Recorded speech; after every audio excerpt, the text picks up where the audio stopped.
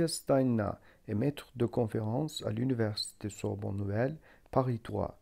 Ses recherches portent sur l'histoire du cinéma et de la télévision, le film documentaire, les relations avec les médias franco-allemands. Maintenant, nous sommes le centre de l'IRCAV et nous parlerons du modèle français de l'Académie, des caractéristiques de recherche, des relations internationales de l'IRCAV et aussi de la connexion entre l'IRCAV et la faculté de la Sorbonne. Oui, que faites-vous ici? Laissez-vous dire. Alors, d'abord, je suis, comme mes collègues, enseignant-chercheur, qui est un concept français que je trouve particulièrement intéressant parce que ça veut dire qu'on fait à la fois la recherche et on enseigne, ce qui fait que les étudiants profitent de nos recherches et sont intégrés aussi dans les découvertes qu'on fait.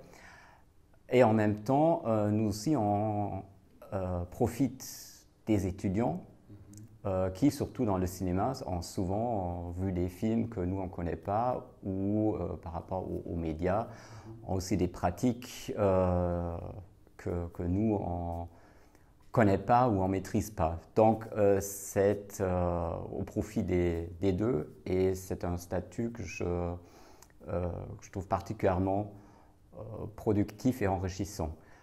Je suis maître de conférence à l'Université Sorbonne Nouvelle Paris 3 et c'est aussi une spécificité en France, au moins par rapport à l'Allemagne par exemple, que je connais parce que je suis allemand, j'ai fait mes études en Allemagne et après une thèse en co-tutelle, j'ai pu obtenir un poste en France. En France, la recherche ne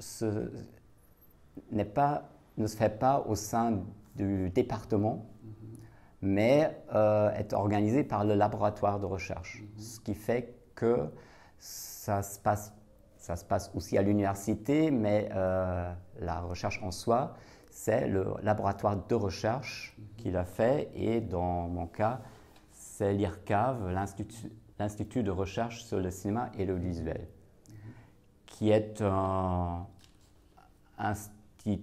laboratoire de taille, je dirais, moyenne, avec une trentaine de collègues titulaires, plus il faut que je regarde, tous les thésards qui sont associés. Actuellement, je pense qu'on a 87 thésards, plus des fellows internationaux, c'est-à-dire des jeunes chercheurs qui viennent dans le cadre de projets ou de bourses comme... Surtout, préférez-vous les membres académiques de quel pays? On accueille des chercheurs du monde entier. Y a-t-il chercheurs turcs que vous connaissez ici? J'ai un entretien avec le professeur Mehmet Öztürk qui enseigne également à la Sorbonne 3. Il m'a partagé ses expériences et pour autant que je remarque qu'il y a beaucoup de chercheurs turcs qui sont actifs à la Sorbonne. Connaissez-vous un seul d'entre eux? Non, pour le moment, d'après ce que je sache, on n'a pas encore travaillé avec des collègues turcs. Bon, jusqu'à maintenant. J'espère que ça change. C'est plutôt l'Amérique du Sud et l'Amérique centrale pour des raisons de contact de collègues. Par exemple, il y a Michel Marie qui est un historien du cinéma et qui a des contacts au Brésil. Et donc, c'est beaucoup de chercheurs brésiliens qui sont venus, mais aussi argentins, mexicains, Ce qui est lié aussi au fait que la Sorbonne Nouvelle a des bons rapports avec ces pays-là et des universités dans ces pays. Et donc, il y a des programmes d'échange au niveau de l'université avec justement plusieurs pays de l'Amérique du Sud et l'Amérique centrale. Mais on a aussi accueilli, il y a 2-3 ans, une chercheuse russe, plusieurs jeunes chercheurs du Maghreb, ce qui s'explique par l'histoire et les rapports entre la France et le Maghreb. Mais après, chaque chercheur qui a un projet dans le domaine des médias pourrait et qui veut entrer en contact avec nous parce que c'est un projet sur lequel on travaille ou parce qu'il y a un collègue spécialiste de ce projet, peut s'adresser à l'IRCAV et si possible, il sera certainement bien accueilli. Quelles sont les relations stratégiques de la connexion des pays du continent américain? Là, c'est lié à des raisons de contact avec des collègues dans ces pays-là, ce qui s'explique souvent par des raisons biographiques de mes collègues. Mais après, par exemple, là, on a accueilli un fellow d'une bourse Marie Curie anglais qui s'est adressé à nous parce qu'il avait lu l'ouvrage d'un collègue et comme c'est le spécialiste en cette question, il nous a contactés pour demander d'être intégré dans l'équipe lors de son séjour de recherche en France. Après, ce que je pourrais dire par exemple par rapport à l'organisation de l'IRCAV, l'IRCAV se caractérise par ce qu'on appelle aujourd'hui la gouvernance, c'est-à-dire une organisation et une direction qui privilège des hiérarchies, ou plutôt l'absence d'hiérarchie, c'est-à-dire il y a un directeur et un directeur adjoint qui s'occupe de... Co-direction non, ce n'est pas une co-direction. Il y a un directeur et après un directeur adjoint. Qui s'occupe de l'organisation, des finances. Mais après, il n'y a pas de sous-groupe ou de sous-chef. Tout est organisé d'après les projets. Et les projets, généralement, sont montés aussi de façon interdisciplinaire. Il y a des collègues qui ont des spécialités différentes qui participent. Et donc, il y a de l'argent pour des projets et non pas pour des personnes ou pour selon une logique de chacun reçoit un tiers. S'il y a un projet intéressant qui est porté par un collègue, il sait qu'il peut compter sur le soutien de l'IRCAV. Et souvent, si c'est par exemple un projet sur le Front populaire, qui est un projet historique, il y a certainement aussi des collègues spécialistes d'économie qui vont y participer. Alors peut-être, oui, il faut dire un mot par rapport aux quatre, ce qu'on peut appeler les 4 piliers de l'IRCAV, c'est-à-dire l'économie, l'histoire du cinéma et des médias, des approches culturelles et l'esthétique. Et donc, quand on travaille sur un projet, il y a presque toujours des collègues qui viennent d'horizons différents qui y participent. Et je dirais que ça fait à la fois l'intérêt et la force de l'IRCAV, qui est de réunir les compétences de domaines différents et de justement ce qui explique son ouverture et je dirais aussi les bons résultats qu'on nous a attestés lors de la dernière évaluation du laboratoire. Donc, page publicitaire, mais c'est... voilà, peut-être un mot, c'est en France, on aime bien se plaindre. Et peut-être je suis assez francisé aussi pour me plaindre beaucoup, souvent, parce que l'organisation à l'université, ce n'est pas toujours à la hauteur de ce que ça devrait être, pour le dire de façon diplomatique, pour ne pas dire qu'on est sous-financé. Les collègues enseignants-chercheurs croulent sous les charges administratives. On arrive au point où on ne peut plus faire correctement notre travail. L'enseignement souffre. Je pourrais dire que mes cours pourraient être beaucoup mieux, mais j'ai tout bêtement pas le temps. Sinon, il y a soit la recherche, soit la famille qui souffre. Et donc, tout n'est pas rose, loin de là. Mais c'est d'autant plus étonnant et réjouissant que l'IRCAV fonctionne aussi bien. Vous êtes financé par de l'État ou financement spécialement? Comment le système marche? Vous êtes spécialement financé par l'État, par le ministre? Alors, chaque laboratoire reçoit de l'argent de l'État, du ministère de la Recherche, mais cet argent, c'est pas beaucoup. On pourrait dire que ce n'est pas assez pour vivre, mais c'est trop pour mourir. Mais ce n'est pas tout, parce qu'après, et ça devient de plus en plus important, des sources supplémentaires qui viennent des projets ANR, c'est-à-dire des projets financés par l'Agence nationale de la recherche, des projets ANR, qui apportent beaucoup d'argent. C'est ça, ou des projets au niveau européen qui maintenant font chez nous, je dirais même le gros du budget. Mais les inconvénients ne sont pas des sources financières pérennes sur lesquelles qu'on peut compter, mais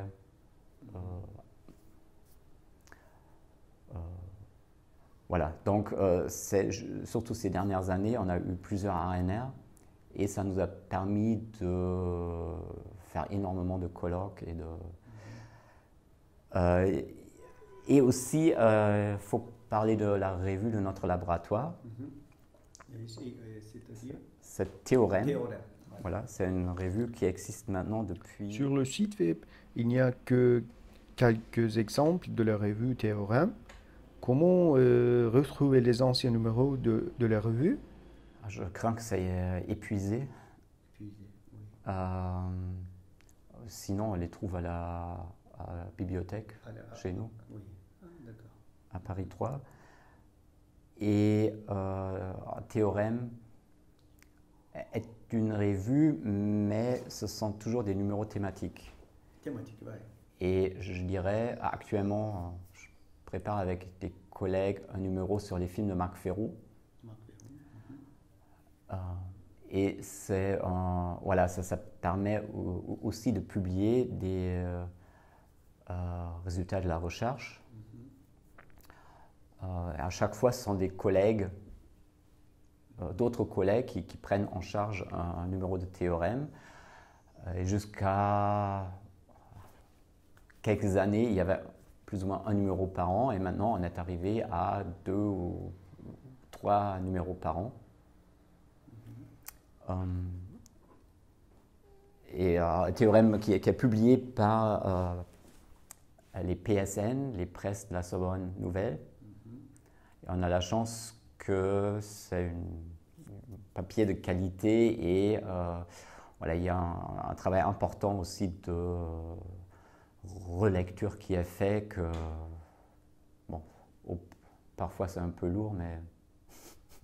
Pouvons nous envoyer un article en anglais à la revue? Alors, c'est pas une revue dans le sens que elle sort je sais pas, chaque printemps, il y a un numéro et c'est pas organisé sous forme de revue, c'est plutôt organisé comme un ouvrage collectif. Donc il y a un numéro sur Bollywood, il y a un numéro sur Chris Marker, il y a un numéro sur le financement participatif. Voilà. Après, on retrouve les différents domaines de recherche des collègues. Parfois, on utilise aussi un colloque. L'IRCAV, depuis 3 ans maintenant, fait chaque année un colloque IRCAV. Et le dernier a voilà, le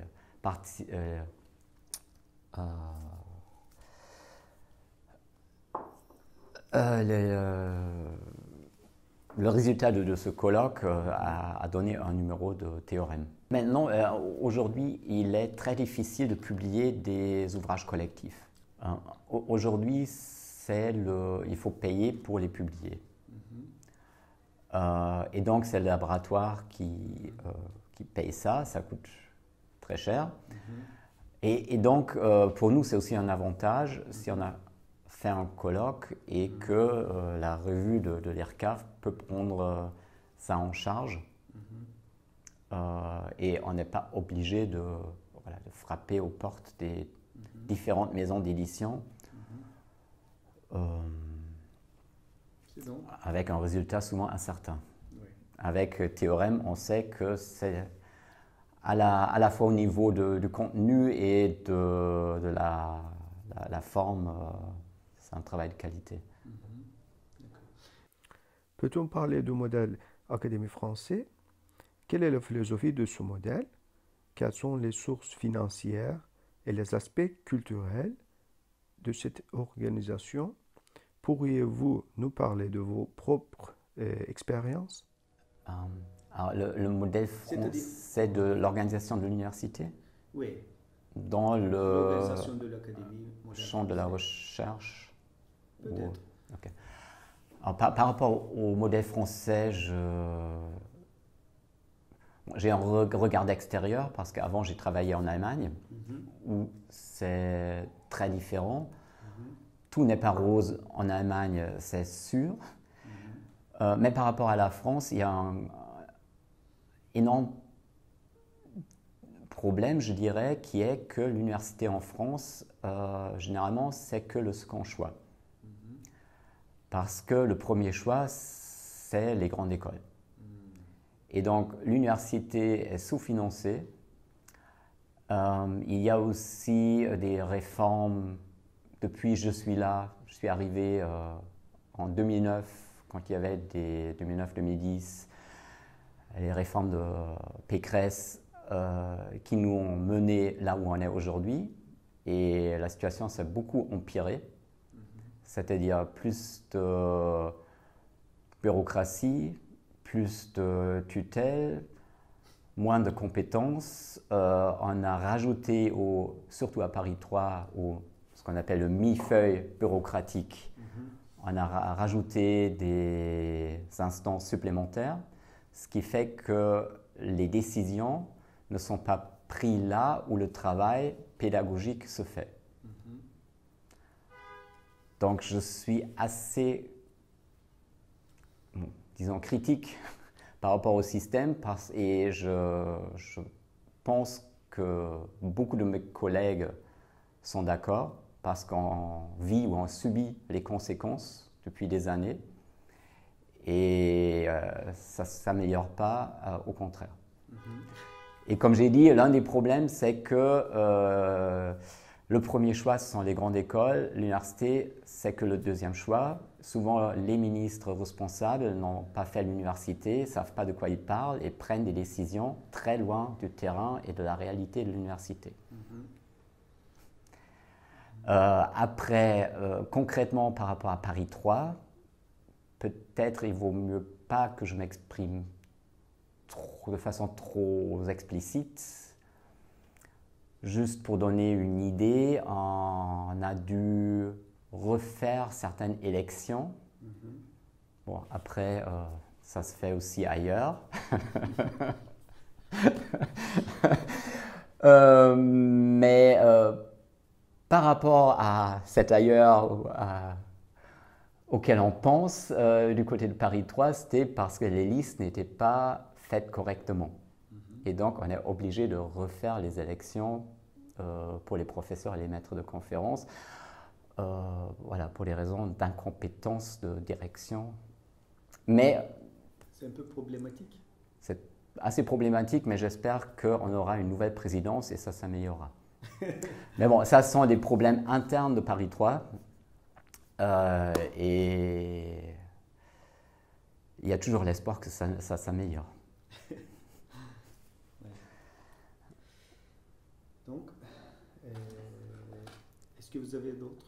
Alors, peut-être un mot par rapport à notre département. J'ai parlé de l'IRCAV, j'ai fait beaucoup de publicité pour l'IRCAV, mais c'est tellement rare qu'il y a des choses qui marchent bien, donc il faut aussi le dire. Et c'est un plaisir de faire partie de ce laboratoire et qui nous soutient, ce qui est une expérience qu'on ne fait pas toujours, surtout par rapport au travail à l'université. Peut-être un mot par rapport à notre département qui est le département de cinéma et audiovisuel à Paris 3, qui est, c'est sûr, le plus grand département de cinéma en France, probablement en Europe et peut-être même dans le monde, avec 27 enseignants titulaires, c'est-à-dire 27 collègues qui sont des fonctionnaires. Et c'est rare d'avoir un département aussi grand, ce qui explique que on peut se permettre aussi de recruter des collègues spécialisés dans certains domaines, ce qui n'est pas forcément possible dans des petits départements où souvent il faut peut-être plus des généralistes. Alors, on est autant parce qu'il y a beaucoup d'étudiants. Je pense qu'il y a à peu près 1500 étudiants. 500 1000. 500, 1500 avec les thésards. Malheureusement, pour autant d'étudiants, on n'a que 3 secrétaires. Oui. Après, on a réorganisé l'université et certaines tâches sont prises en charge par l'UFR.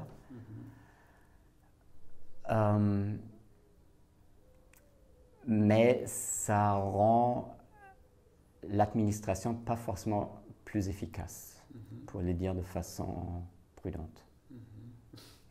Il y a beaucoup de secrétaires à faire, et beaucoup de bureaucratie, beaucoup de documents. Pour gérer 1500. Après, il faut aussi dire que les thésards sont pris en charge par l'école doctorale, qui regroupe plusieurs départements différents. Voilà. Ces fiches individuelles avec reçu des membres permanents de l'activité. Ah, voilà. C'est de bilan. Voilà, c'est le bilan. On est censé je pense que la France est l'un des derniers pays où les plans de 5 ans existent encore. Et tous les 5 ans, on est obligé de faire un bilan et de se projeter vers l'avenir. Donc, chaque membre doit faire le bilan de ses recherches. Chaque mois? Non, c'est tous les 5 ans. Tous les 5 ans, on fait le bilan de ce qu'on a fait les 5 dernières années. Et donc, on résume les articles qu'on a écrits, les ouvrages qu'on a publiés, les colloques auxquels on a participé, les colloques, journées d'études qu'on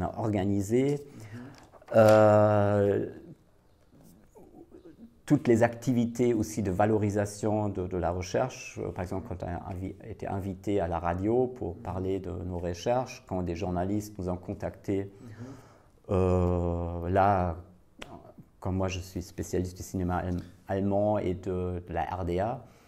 Radio France, quoi? Oui, ou France Culture. France Culture, oui. Souvent. Mais aussi souvent des collègues spécialistes d'économie sont contactés par... Est-ce qu'il y a des programmes télévisuels en télévision, comme Radio France, France Culture? Ben, ouais, je pense que ça, c'est plutôt rare qu'on est à la télévision. La radio. C'est souvent, oui, souvent la radio. Après, c'est certainement aussi déjà arrivé à des collègues d'intervenir à la télévision.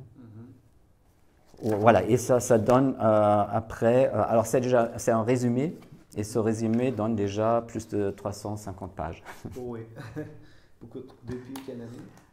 Voilà. C'est voilà, le dernier bilan qu'on a fait.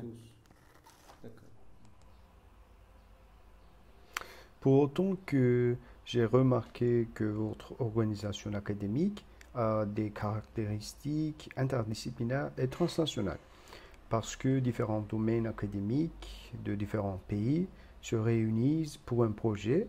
Je voudrais me familiariser avec ce modèle académique, si c'est possible. Donc la question est quelle est notre spécialité ou quelle est notre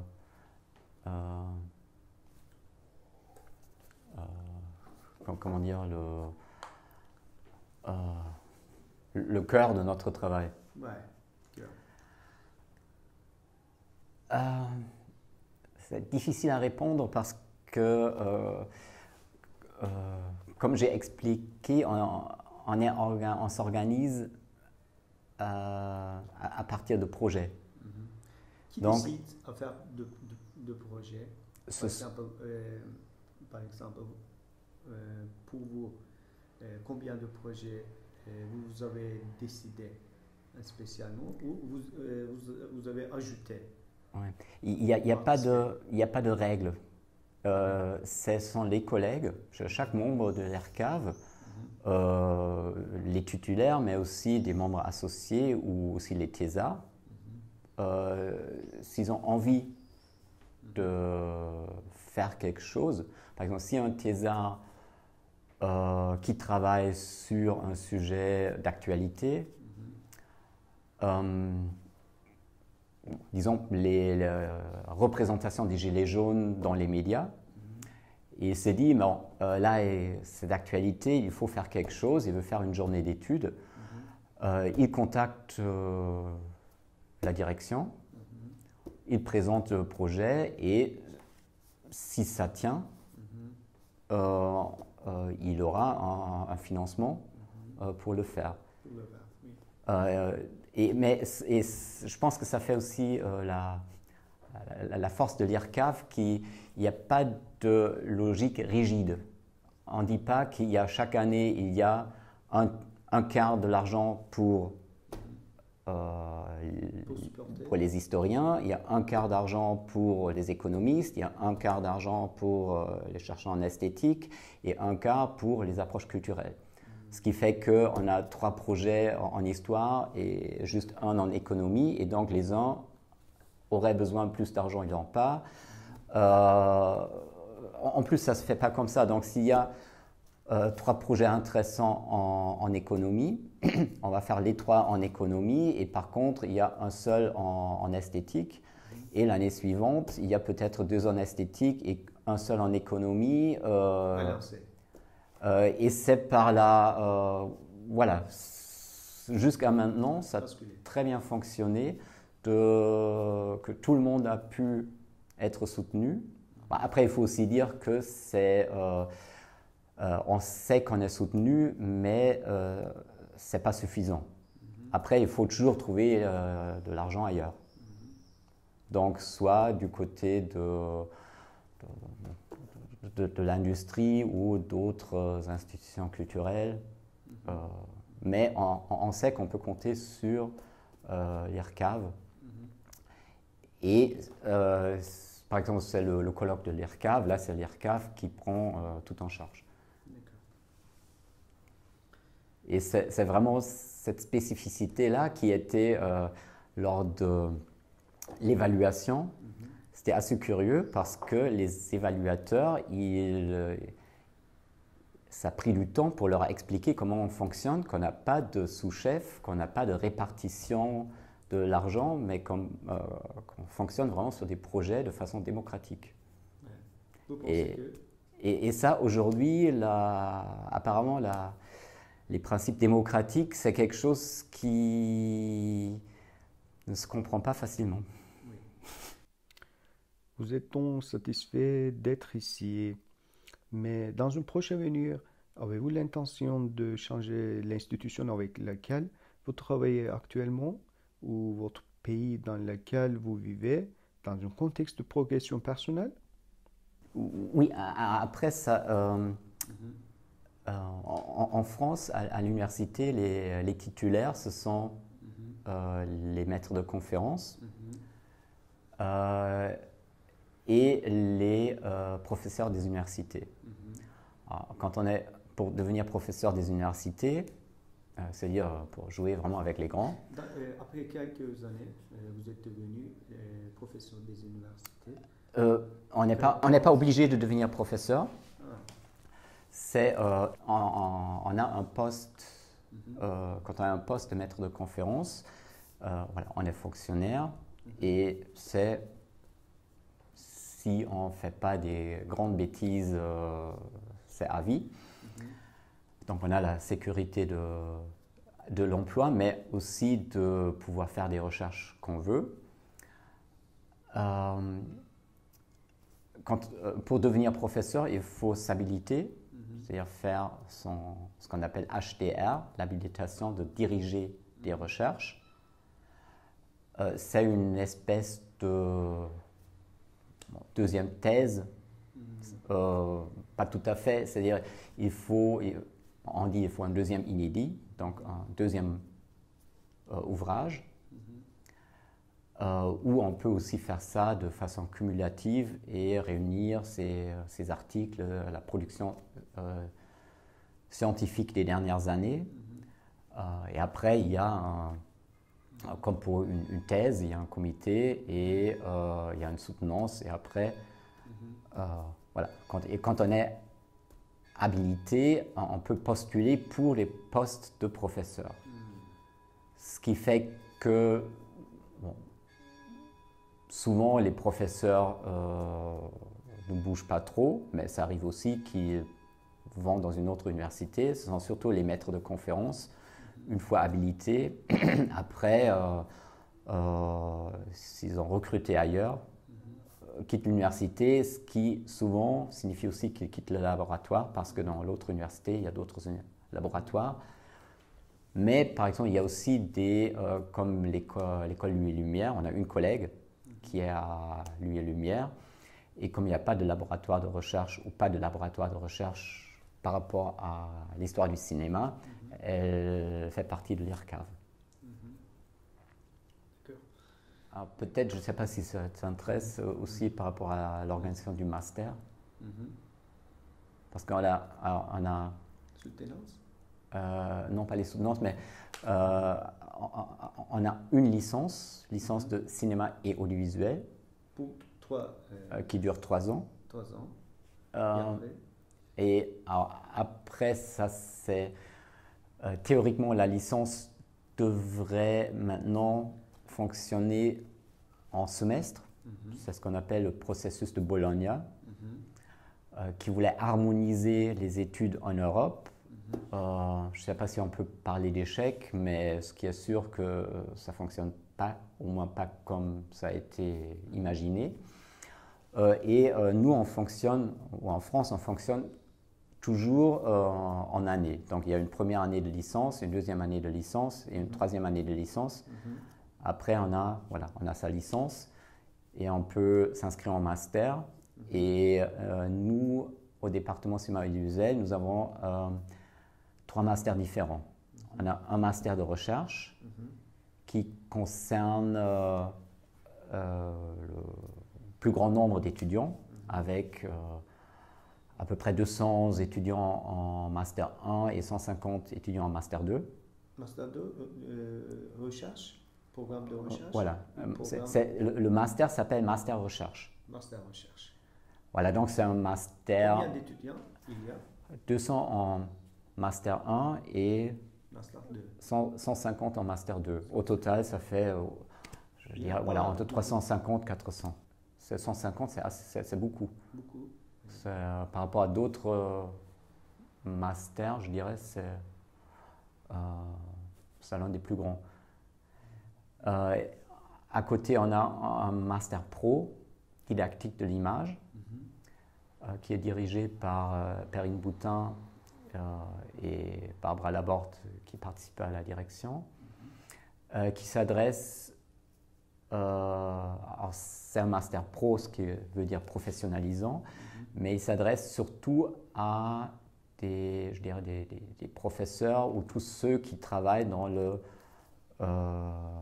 domaine de la pédagogie, que ce soit dans des médiathèques, au contexte de l'école, formation, et qui acceptent une vingtaine d'étudiants chaque année. 20 ans. 20 étudiants. 20, d'accord. Donc, qui souvent, il y a un mélange entre des étudiants qui viennent de finir leur licence et des professionnels, c'est-à-dire des gens qui ont travaillé et qui soit font ça, si c'est possible, à côté ou qui font ça pour se former ou pour se réorienter. Et le troisième, c'est un master international qui ne concerne que 5 étudiants. C'est maintenant quinzaine d'universités internationaux au niveau international, surtout en Europe, mais aussi au Canada, Québec, à Montréal. Et voilà, les étudiants qui passent une année à l'étranger dans le cadre de ce master international, ils peuvent choisir selon leur projet la destination. Voilà, donc c'est notre programme de master. Voilà. C'est d'accord. Merci beaucoup, Mathias, pour vos aimables explications et vos interprétations qui nous éclairent profondément sur le style académique français, les affaires cinématographiques en France. Merci beaucoup.